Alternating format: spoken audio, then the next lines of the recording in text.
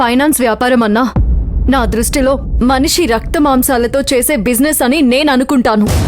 పిచ్చిదానా, పైసలిచ్చి పైసలు సంపాదించుకోవడానికి రక్త మాంసాలతో చేసే బిజినెస్ అంటావా?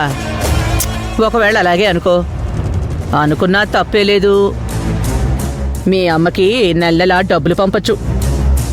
చేతిలో కాసులు లేందే కాటిలో శవం కూడా కాలదే మాజీ కాకి. చచ్చాక మనం తీసుకువెళ్లేది ఏమీ ఉండదు. చెల్లి గవ్వ కూడా మన వెంట రాదు మణమ్మగారు. చనిపోయాక నువ్వు నేను చేయాల్సిందే ఉండదు. బతుకున్నప్పుడే ఎలా బాగా బతకాలో ఆలోచించాలి. బలం మన డబ్బు కావాలి. మన ఆలోచనలన్నీ డబ్బు చుట్టే తిరగాలి. ఎక్కువ వడ్డీకి డబ్బివ్వాలి. పత్రాలు పెట్టుకుని ఫైనాన్స్ ఇవ్వాలి. అవతలి వాళ్ళు డబ్బు కట్టకపోతే వాడి ఆస్తులు లాక్కోవాలి. అప్పుడు మనం ఎక్కడికో అందనంత ఎత్తులో ఉంటాం. ఇప్పుడు ఇదంతా లీగలా ఇల్లీగలా అని ఆలోచించడానికి నువ్వు పోలీసు కూడా కాదు. ఏమంటావు? పోలీస్ని కాకపోయినా నాలో మానవత్వం ఉంది. మానవత్వాన్ని చంపుకొని మనీ సంపాదించడం నా వల్ల కాదు.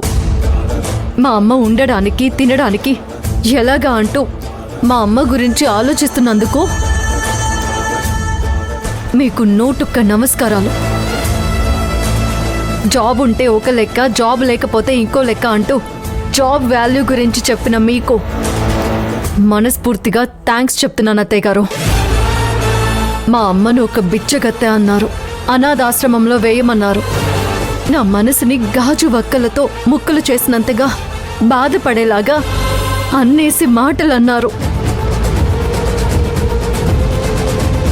ప్లీజ్ మా అమ్మ గురించి మీరింకెప్పుడు అలా ఆలోచించకండి.